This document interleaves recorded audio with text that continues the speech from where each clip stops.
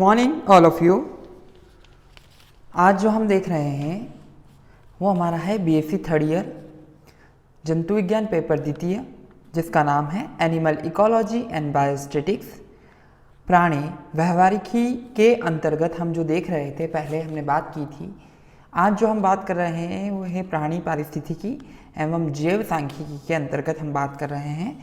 तो अब जो हमें देखना है, आज का जो हमारा मेन एजेंडा है, उससे पहले हम यूनिट सेकेंड के ऊपर चर्चा कर रहे हैं, जिसमें हमने फ्रेश वाटर इन्वायरमेंट, ठीक है, फिजिको केमिकल जो फीचर्स एंड बायोटिक कम्युनिटीज़ के बारे में देखा, प्रोडक्टिविटी एंड यूटिफिकेशंस के बारे में हमने देखा। नेक्स्ट हम जो बात कर रहे हैं मैराइन इन्वायरमेंट, समुद्री पारिस्थितिकी, जिसमें हमने सामान्य लक्षण जो करेक्टर फीचर्स थे उसके बारे में देखा।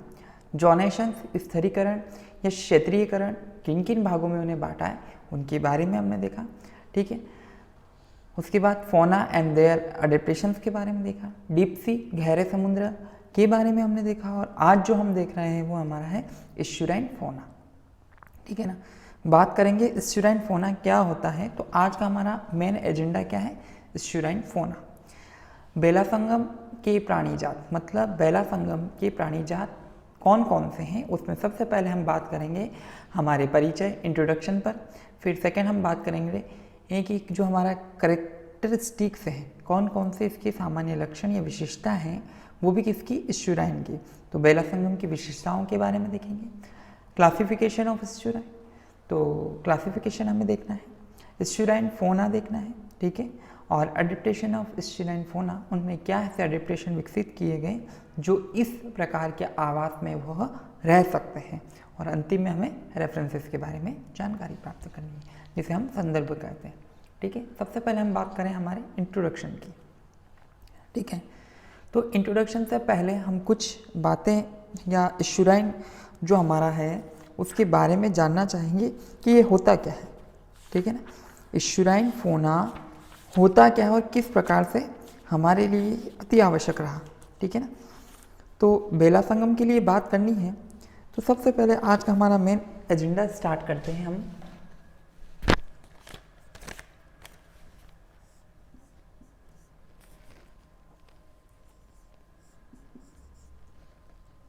एस्चुराइन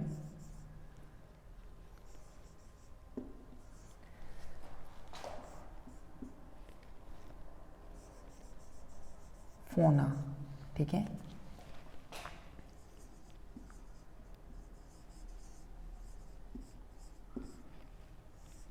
इसको हम दूसरा नाम हैबिट भी दे सकते हैं, आवास, प्राणी जात, और हम इसे बेला संगम,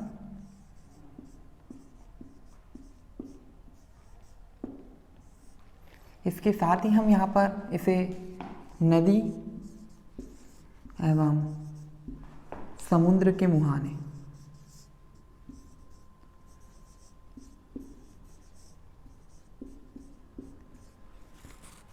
नदी एवं समुद्र के मुहाने या किनारे, इससे स्पष्ट हो गया होगा। तो सबसे पहले हम हमारे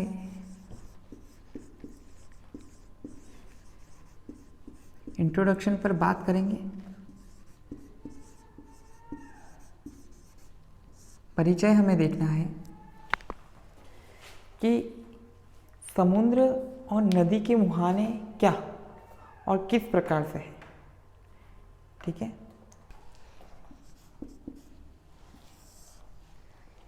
इनके अनुसार सबसे पहले हम परिचय देखें। तो परिचय से पहले हम लोग कुछ बात करना चाहेंगे। इसे समझने के लिए आप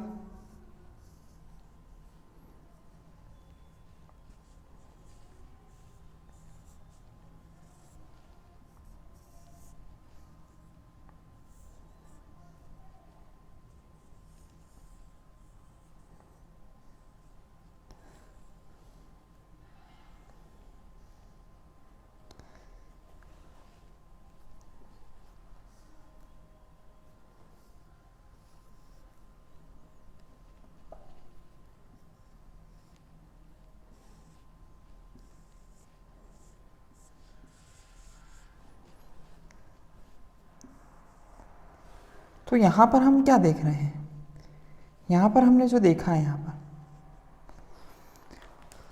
ये बात करें हमारा हिंदुस्तान,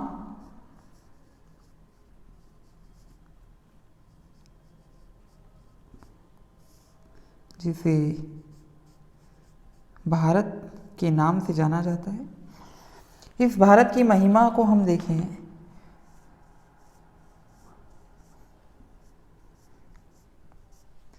तो हमारा ऊपर की ओर हिमालय और नीचे की ओर समुद्र। तो हम देखें कश्मीर से लास्ट हमारा एंड है कन्याकुमारी।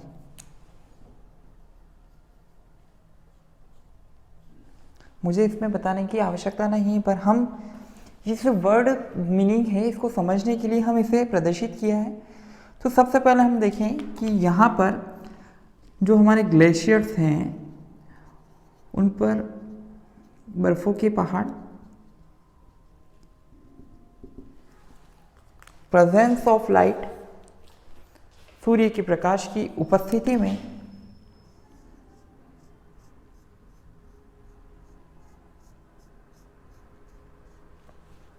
ये पानी पिघलता है।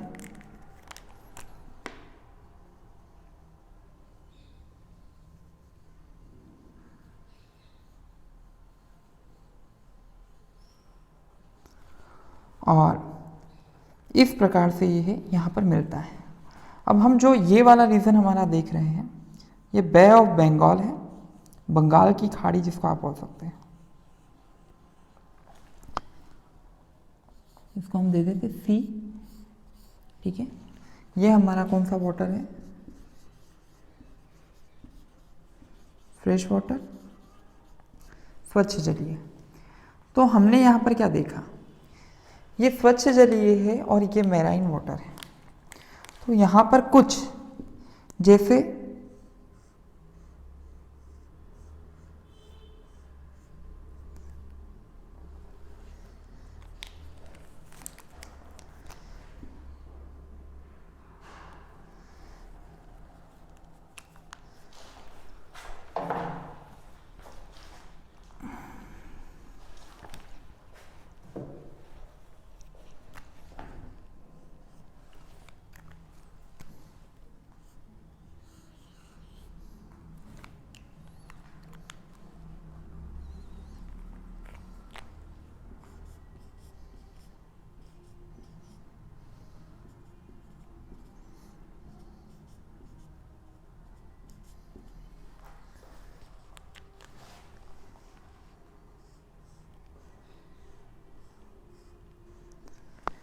तो यहाँ पर आप देख रहे हैं कि यहाँ पर एक ट्रायंगल शेप बना हुआ है। इस ट्रायंगल शेप को हम यहाँ से इसकी और एरो पे, तो ऐसा यहाँ पर ऐसा क्यों किया गया है, इसका एक रीज़न है। हमने एक छोटा सा एग्जाम्पल लेते हुए आपको बताया है कि कैलाश हिमालय से जो बर्फ़ पिघली है, ये बर्फ़ उन बादलों से अधिक ठंडक होने के कारण बर्फ़ का निर्माण किया। इन बर्फ़ों से जब सूर्य का प्रकाश यहाँ पर गिरता है तो ये धीरे धीरे धीरे धीरे पिघलती है और स्वच्छ जल में परिवर्तित होती है। ये स्वच्छ जल केदारनाथ से होता हुआ, जैसे हमने हमारी इंडिया लोकेशंस की बात की है तो हम यहाँ का एग्जाम्पल आपको बता रहे हैं। तो केदारनाथ से ये होता हुआ कहाँ, आपका गंगोत्री, यमुनोत्री और अलकनंदा से होता हुआ ये हरिद्वार और ऋषिकेश और हरिद्वार से होता हुआ ये काशी, वाराणसी जो हमारा है, इलाहाबाद से होती हुई ये जाती है हमारा ब्रिज, जो आपने नाम सुना होगा हावड़ा ब्रिज का। और हावड़ा ब्रिज कहाँ पर स्थित है, कोलकाता में स्थित है, ठीक है ना। तो जो ब्रिज के नीचे जो रिवर जा रही है उसका नाम है हुगली, वो हमारा फ्रेश वाटर है और वो जाकर कहाँ मिलती है, बे ऑफ बंगाल, बंगाल की खाड़ी में जाकर मिलती है, ठीक है। तो वहाँ का पानी जो फ्रेश वाटर है वो, और कहाँ समुद्र के बीच में जब जाकर मिलती है और इधर से हमारी दूसरी रिवर आकर मिलती है, तो यहाँ वाला क्षेत्र इस प्रकार का एक निर्माण करता है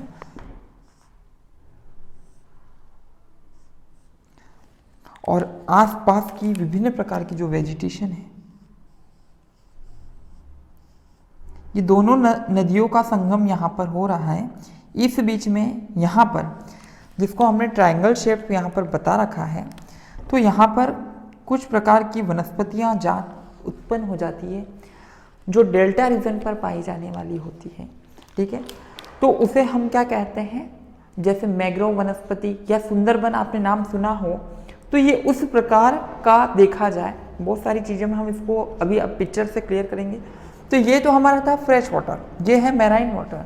इन दोनों का जो संगम हो रहा है वो हमारा क्या कहलाता है, एस्चुराइन वाटर या एस्चुराइन हैबिट। तो वो वाटर वहाँ पर है, तो उसका हमें आवास देखना है और उसमें रहने वाले विभिन्न प्रकार के प्राणी जात के बारे में स्टडी करनी है। तो हमें इसे एस्चुराइन आवास, एस्चुराइन प्राणी जात या वेला संगम के नाम से इसे जाना जाता है।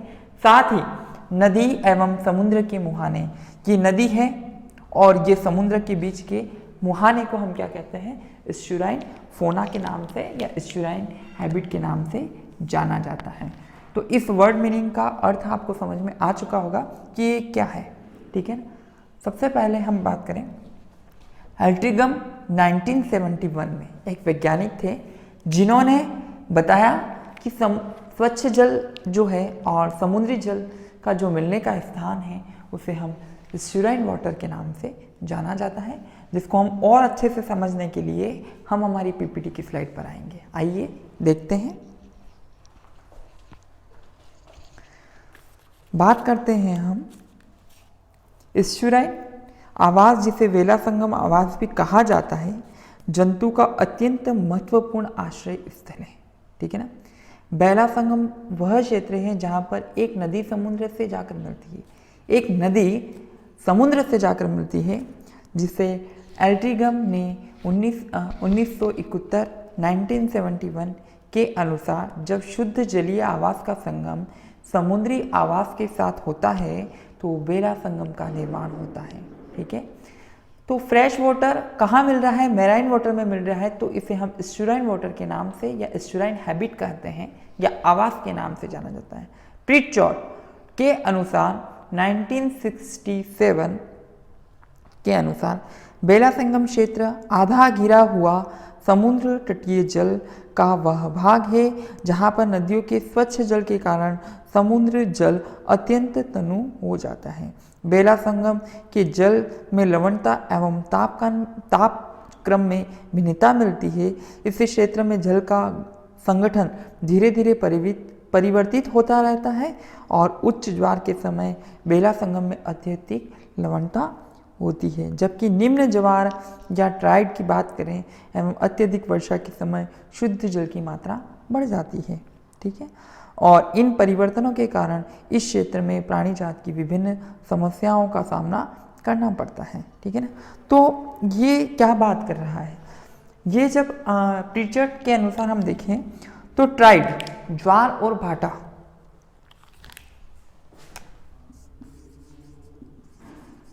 जिसको हम बोलते हैं ज्वार भाटा, ज्वार भाटा समुद्र में किनारे पर पानी के स्तर को बढ़ाना और कम करना। जब समुद्र का स्तर इसकी ओर जाएगा तब लवणता उस पानी में अधिक हो जाएगी, पर जब ज्वार निम्न होगा तो ये वाली और अधिक वर्षा से पानी कहाँ से, तो इसकी लवणता कम हो जाएगी। ज्वार ज्यादा हुआ तो लवणता सैलिनिटी बढ़ जाती है और ज्वार कम या वाटर बारिश ज्यादा हुई तो इसकी सैलिनिटी कम हो जाती है। तो इस प्रकार के आवास में रहने वाले जीव किस प्रकार के होंगे, तो इसीलिए हम यहाँ पर ये जो डेल्टा है, ठीक है ना, वो क्या होता है या एस्चुराइन है वो क्या होता है, उसको हम अच्छे से समझेंगे आगे। आइए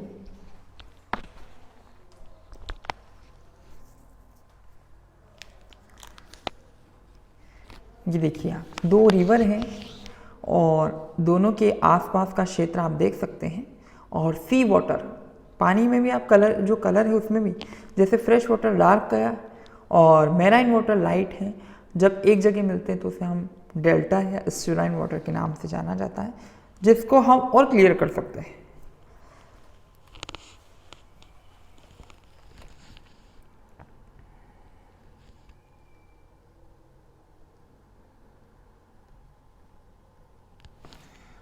जैसे डेल्टा क्या है, ये विभिन्न प्रकार का लैंड वाला क्षेत्र है।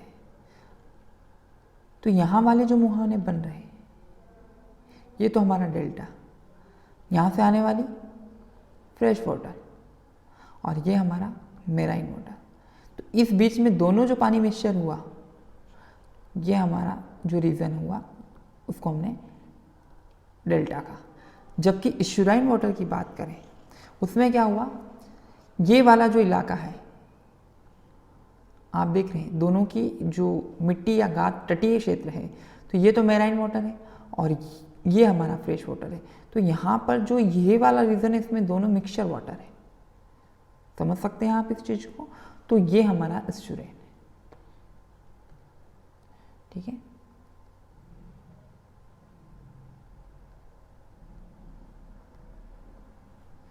नेक्स्ट हम बात करनी है बेला संगम की क्या क्या विशेषताएं होती हैं, ठीक है। कैरेक्टरिस्टिक ऑफ एस्चुरी, ठीक है। तो सबसे पहले हम यहाँ पर बात करें कि इकोलॉजिकल एक्टॉन, ठीक है ना। इकोलॉजिकल एक्टॉन की बात करें तो सबसे पहले हम हमारे कैरेक्टर फीचर्स पर बात करेंगे। सेकेंड पॉइंट हम ले रहे हैं हमारा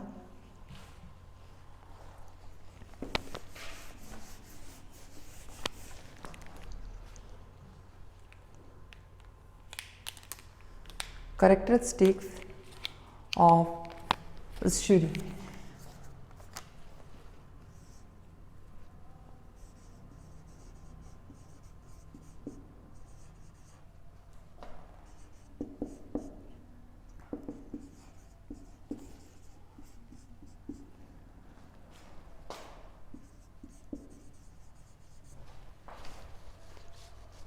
estuary, जिसमें सबसे पहले हमें देखना है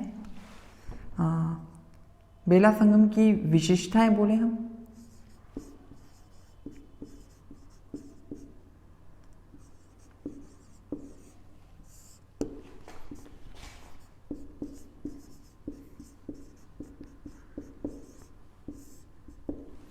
इसमें पहला हम क्या देख रहे हैं, जो पहला पॉइंट है वो हमारा है पारिस्थितिकी तनाव, इसको हम बोलते हैं इकोलॉजिकल एक्टॉन।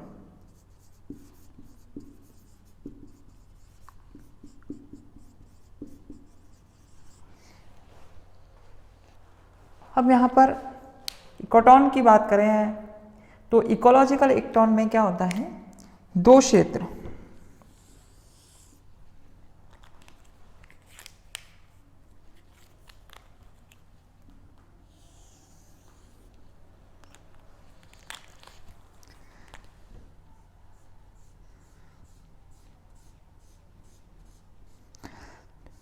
ये वाला क्षेत्र क्या कहलाता है हमारा एक्टॉन। अब इसमें यूं कि इसमें सी की जो स्पीसीज है वो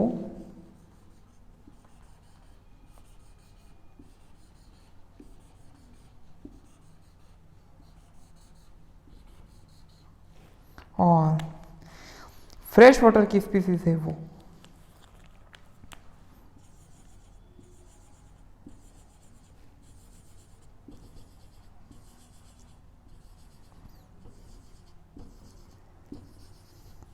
तो हमने क्या देखा, इस क्षेत्र में दोनों ही स्पीसीज सरवाइव कर सकती है क्योंकि उसका जो शारीरिक अनुकूलन है, ठीक है, बॉडी का जो अडेप्टेशन है उसने अपने शरीर को उस अनुकूलन के अनुसार ढाल लिया।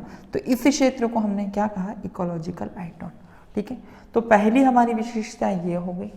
दूसरी विशेषता है डेल्टा फॉर्मेशन। जिस तरह से पानी के साथ आने वाले विभिन्न प्रकार की जो सॉइल है वो धीरे धीरे धीरे धीरे किनारों की और इकट्ठी होती जाती है और डेल्टा का निर्माण करती जाती है, जिसके बारे में हम चर्चा करें। सबसे पहले है पारिस्थितिकी तनाव क्षेत्र। पारिस्थितिकी की दृष्टि से बेला संगम क्षेत्र एक प्रकार का तनाव होता है, क्योंकि यहाँ पर समुद्र एवं स्वच्छ जलीय आवास मिलने का होता है, जिसके बारे में हमने आपको चित्र के माध्यम से समझा रखा है। नेक्स्ट है डेल्टा फॉर्मेशन। बेला संगम क्षेत्र में जहाँ पर नदी समुद्र से आकर मिलती है, उससे नदी के मुख चौड़ा हो जाता है और डेल्टा का रूप धारण कर लेता है। ठीक है। नेक्स्ट हम देखते हैं जल राशि की अनियमितता, है ना, इरेगुलेशन इन वाटर अमाउंट। ठीक है। तो बेला संगम में हम उपस्थित जल की मात्रा दीर्घ ज्वार के समय अधिक तथा लघु ज्वार के समय कम होती है और इस प्रकार जल राशि कभी अस्थायी तथा स्थिर नहीं रहती। नेक्स्ट है हमारा फ्लक्चुएशंस इन वाटर लेवल, जल सतह में उच्च वचन। ठीक है। तो बेला संगम की अनियमितता के कारण जल स्तर बार बार परिवर्तित होता रहता है। ग्रीष्म ऋतु में यह स्तर जल कम हो जाता है, जबकि वर्षा ऋतु में यह स्तर बढ़ जाता है। इस जल सतह में परिवर्तन को प्राणीजात पर प्रत्यक्ष प्रभाव पड़ता है। ठीक है। नेक्स्ट आती है सैलिनिटी। पहले ही हमने बात कर ली। लवणता की बात करें तो 0.5 से 3.5 तक विचलित होती रहती है और यह लवणता बेला संगम की स्थिर स्वच्छ जल प्रवाह की मात्रा, ज्वारीय परिस्थिति एवं ऋतु परिवर्तन पर भी निर्भर करती है। ग्रीष्म काल में लवणता की मात्रा कम होती है। लवणता की दृष्टि से मैकल्स्की ने बेला संगम को धनात्मक एवं ऋणात्मक एवं उदासीन प्रकार से वर्गीकृत किया है। फिर आता है अविलयता। ठीक है। समुद्री जल व सरित जल, स्वच्छ जल के मिश्रण को अविलयता कहते हैं, जैसे स्टुराइन वाटर हम जिसे बोलते हैं। एक ज्वारीय बेला संगम में उदग्र अविलयता कम होती है, जबकि क्षैतिज अविलयता अधिक होती है। क्षैतिज अविलयता की उत्पत्ति उन किनारों पर होती है जहां स्वच्छ जल समुद्री जल के संपर्क में होता है और इसके कारण भंवर धाराओं का निर्माण होता है। भंवर धाराओं में पोषक सजीव की उपस्थिति के कारण इस क्षेत्र को पोषक ट्रैप, न्यूट्रिशन ट्रैप या भंवर के कारण ऑक्सीजन एवं खाद्य पदार्थों का वितरण शीघ्रता से होता है। नेक्स्ट आता है गाद, सैल्ट एंड मर्ड। बेला संगमी क्षेत्र में गाद की मात्रा अपेक्षाकृत अधिक होती है। इसका निर्माण शांत समुद्री जल एवं प्रवाहित शुद्ध जल के कारण होता है। बेला संगमी प्राणी अपने अधिकांश जीवनावधि गाद के बिलों में बिताते हैं। गाद के कारण प्रकाश का भेदन कम होता है, जिससे पादप वृद्धि प्रभावित होती है। नदियों के साथ बहकर आया हुआ कार्बनिक पदार्थ जीवाणु के द्वारा विघटित हो जाता है, जिससे अपवर्दन का निर्माण होता है। यह अपवर्दन बेला संगमी प्राणियों के लिए भोजन के अच्छे स्रोत का कार्य करती है। नदियों के जल के साथ प्रदूषक पदार्थ भी बेला संगम में लाए जाते हैं, जो विषाक्तता का प्रभाव डालते हैं। और अंतिम में है हमारे पास तापक्रम। ठीक है। बेला संगम क्षेत्र में दैनिक एवं ऋत्विक तापक्रम में परिवर्तन होता रहता है। जल की ऊपरी सतह गर्म, जबकि जल की निचली सतह ठंडी रहती है। तो अभी हमने क्या देखा, कैरेक्टरिस्टिक्स ऑफ एस्चुरी, बेला संगम की विशेषता देखी।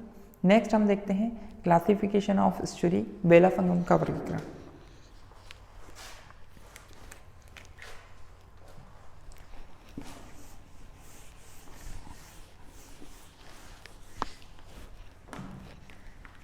अब हमें देखना है क्लासिफिकेशन ऑफ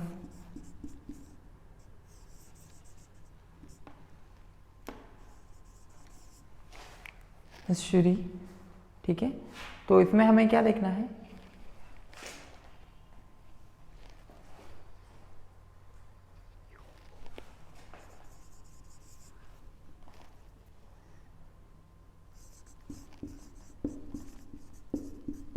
बेला संगम का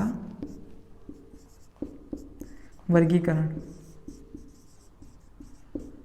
किसके आधार पर हमने इसको बांटा है, ऑन द बेसिस ऑफ, क्या है इसका आधार, 3 आधार से हमने बांटा है। सबसे पहले on the basis of geomorphological, भू आकृति विज्ञान के आधार पर। ठीक है। तो उसमें हम देख सकते हैं, आइए हमारी पीपीटी की स्लाइड पर हम देखते हैं कि किस प्रकार से साल्ट, ठीक है, ये भू आकृति के आधार पर किस प्रकार से नदियाँ इधर से उधर मुड़कर जा रही हैं। ये जियोमॉर्फोलॉजी के आधार पर, भू आकृति विज्ञान के आधार पर देखा। On the basis of second हम देख रहे हैं वाटर सर्कुलेशन, देखिए जल की धारा किधर है, पानी इधर जा रहा है तो ओशियन से रिवर में किधर। नेक्स्ट हमें देखना है पानी इस तरफ जा रहा है, एक तरफा है, तो ओशियन और रिवर में किधर। और हम वाटर करंट को देखें, सर्कुलेशन को, ठीक है, ये देखिए आप, तो ओशियन में दोनों फ्लो कैसे, ये अपोजिट डायरेक्शन में था फर्स्ट, ये दोनों आगे पीछे थे पर ये दोनों साथ जा रहे हैं, रिवर में भी साथ है और दोनों इधर, तो डायरेक्शन चेंज हो गया, ठीक है। तो on the basis of water circulation के आधार पर।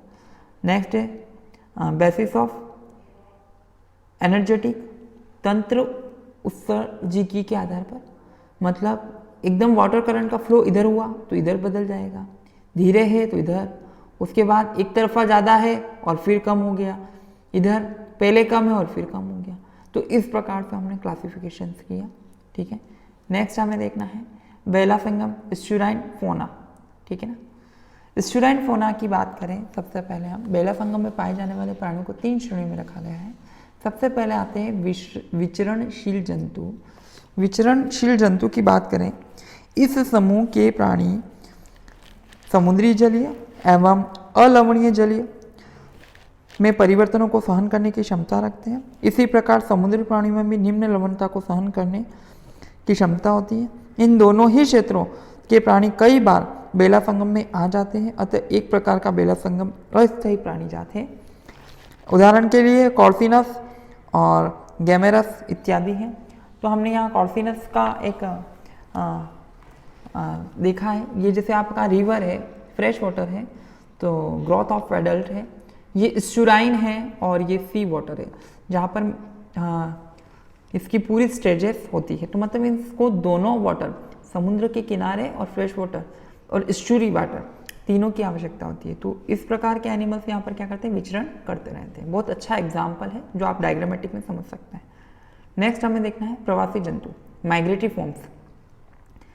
समुद्र के किनारे और फ्रेश वाटर के बीच में जो स्टुराइन वाटर है, जहाँ पर माइग्रेटरी बर्ड्स हमने एग्जाम्पल लिया है हंसावार या फ्लेमिंगो का, जिसको कम पानी में अधिक मात्रा में भोजन की मात्रा प्राप्त होती है, ठीक है। तो इस प्रकार के हैं, ठीक है, प्रवासी जंतु। प्रवासी जंतु इस समूह के प्राणी अपने जीवन चक्र का कुछ भाग बेला संगम में बिताते हैं, जैसे प्राणियों के लार्वा प्रावस्थाएं एवं प्राणियों के प्रजनन काल, ठीक है, प्रावस्थाएं। अतः प्रवासी प्राणी भी बेला संगम के अस्थायी सदस्य होते हैं। ये प्राणी लंबे समय तक लवणता को सहन नहीं कर सकते। उदाहरण सैल्मोन, ईल फिश नदियों के प्राणी में, लेकिन प्रजनन काल में समुद्र में आ जाती है। इसी प्रकार पेट्रामाइड्रोन जैसे प्राणी समुद्र में पाए जाते हैं, लेकिन प्रजनन काल में यह समय नदियों की तरफ चले जाते हैं, ठीक है। नेक्स्ट हमें देखना है बेला संगम में पाए जाने वाले प्राणियों की जो श्रृंखला थी, उसमें पूर्ण बेला संगमी जंतु, ट्रू स्टुराइन फॉर्म, ठीक है ना। अब यहाँ पर हम देखते हैं तो कौन से, ठीक है, जैसे यहाँ पर ऑस्टर्स है, नेरिस है, गैमरस, कॉर्डियम, मेवा, सोलैन, एरेनिकोला, उसके बाद ट्यूबीफैक्स, एम्फिट्राइट, बेलेनस, पैलीमोन, सिनोबेट्टा, हाइडोबिया, रेक्टोरिना, थीरोपॉन, कोकोडाइल्स इत्यादि ये क्या है, पूर्ण बेला संगमी प्राणी है, ठीक है ना। नेक्स्ट हमें देखना है बेला संगम जो है अडेप्टेशन ऑफ स्टुराइन फोना, बेला संगम प्राणियों की अनुकूलनता क्या होती है, ठीक है। तो हमने यहाँ पर कुछ पॉइंट लिखे कि सबसे अच्छा तो है ऑस्मो रेगुलेशंस, परासरण नियमन की क्षमता पाया जाना। बेला संगम प्राणियों में लवण सहनशील विशेष रूप से पाई जाती है। ये प्राणी यूरी हैलाइन प्रकार के होते हैं। यूरी हैलाइन क्या होता है कि ऐसे वाटर बॉडी जो होती है, यूरी हैलाइन की हम यहाँ बात कर रहे हैं, तो ऐसी वाटर बॉडी जहाँ दोनों का मतलब सैलिनिटी कम और सैलिनिटी ज़्यादा बढ़ती जाती रहती है और एनिमल इसे आराम से सहन कर सकता है, उसे यूरी हैलाइन कहते हैं। इसमें बाहरी वातावरण में परिवर्तन के पश्चात भी अपने शरीर में लवण सांद्रता को बनाए रखने की क्षमता होती है। जैसे प्लेटिहेलमिन्थिस के सदस्य में पेरेन्काइमा नामक उत्तक विकसित हो जाते हैं जो परासरण नियमन में सहायता करते हैं। क्रिस्टेशिया के सदस्यों में ग्रीन ग्लैंड्स पाई जाती है, जिसमें अतिरिक्त जल मूत्र के रूप में विसर्जित हो जाते हैं, ठीक है। कुछ सदस्यों में गिल्स में क्लोराइड कोशिकाएं विकसित हो जाती हैं जो लवणों को अवशोषित करने का लग जाती है। पहला अडेप्टेशन। सेकंड है बेलकारी प्रवृत्ति, बोरोइंग नेचर। ठीक है, बेलासंगमी क्षेत्र में यदा कदा तेज जलधारा बहती रहती है। इससे बचने के लिए इस आवास के प्राणी कीचड़ एवं बिलों में धंस जाते हैं और अपनी सुरक्षा प्रदान करते हैं। मुख में अंडों का रखना। ठीक है, कुछ बेलासंगमी प्राणी जैसे कैटफिश जो होती है, अंडों को तेज जलीय धाराओं को बचाने के लिए इनको स्फोटन हैचिंग तक मुख में रखती है। देखिए कीचड़ी आवास। ठीक है, मडी हैबिटेट। ठीक है, मडी हैबिटेट की बात करें, तीव्र जल धाराओं के बचने के लिए अधिकांश पॉलीकीट लार्वा जैसे ट्रोकोफोर कीचड़ी आवास में रहना पसंद करते हैं। अतिरिक्त श्वसनांग, एक्स्ट्रा रेस्पिरेटरी ऑर्गन। अतिरिक्त कुछ मछलियों जैसे पेरिओप्थैलेमस में अतिरिक्त श्वसनांग पाए जाते हैं, जो इसमें कीचड़ में जल की कमी होने पर श्वसन के लिए सुगमता होती है। ठीक है, डेट्राइटस फीडर, अपवर्तक भक्षक। बेलासंगम में कार्बनिक गाद में अधिकता होने के कारण इस आवास के प्राणी अपवर्तक भक्षक होते हैं। ठीक है, यूरीथर्मल की बात करें, बेलासंगम में निरंतर जल प्रवाह के कारण तापक्रम परिवर्तित होता रहता है। इन तापीय परिवर्तन को सहन करने की क्षमता इन प्राणियों में पाई जाती है, अतः ये प्राणी यूरीथर्मल प्रकार के होते हैं। निमेशक वैश्म। ठीक है, कंजेक्टिव सैक। बेलासंगम में मछलियों में आँख को शुष्कन से बचाने के लिए निमेशक वैश्म का निर्माण होता है। ठीक है, और लास्ट है हाई रेस्पिरेटरी रेट, उच्च श्वसन दर। कुछ बेलासंगमी प्राणी जैसे हाइड्रोबिया तथा कोरोफियम में श्वसन दर उच्च होती है। तो इस प्रकार से हमने यहाँ पर कुछ इसके अडेप्टेशंस के बारे में जानकारी प्राप्त की है, जो हमारे लिए अति आवश्यक है। ठीक है ना, तो अभी तक आज जो हमने देखा वो क्या था, स्टूराइन वाटर के लिए बात की है यहाँ पर। ठीक है ना, तो अंतिम में हम बात करेंगे हम हमारे, ठीक है, स्टूराइन फोना जो हमने देखा बेलासंगम के जीव जो हैं। ठीक है, तो अब ये अलग अलग हो सकते हैं, जैसे ओलिगोहेलाइन जीव हैं, बेलासंगम के वास्तविक जीव हैं, यूरीहेलाइन समुद्री जीव हैं, स्टोनोहेलाइन समुद्री जीव है, और माइग्रेट या प्रवासी, जिसके बारे में हम चर्चा कर चुके हैं। ठीक है ना, अंतिम में हमें देखना है references. Animal ecology and biostatics किस पुस्तक से लेकर बनाया गया है, तो पहली जो पुस्तक है हमारी एनिमल इकोलॉजी एंड बायोस्टैटिक्स, जिनके लेखक है पारिक जी, भट्टमेवाड़ा जी, अमरावत जी हैं, जो कि अलका पब्लिकेशन से लिया गया है। सेकेंड हमारा है ecology and environment biology, doctor Arvind Bhatia and doctor Kulwant Singh Kauli, RBD publication से लिया गया है। Ecology and environment PD Sharma, Rastogi publication से लिया गया है। और concept of ecology, environment, ecology and Arumugam, Saras publication से लिया गया है। अधिक जानकारी के लिए दिया गया नंबर है, उस पर संपर्क कर सकते हैं। ये हमारा व्हाट्सअप नंबर है 7424843007, और ये हमारा ईमेल आईडी एड्रेस है bishscollege20@gmail.com। ठीक है ना, धन्यवाद।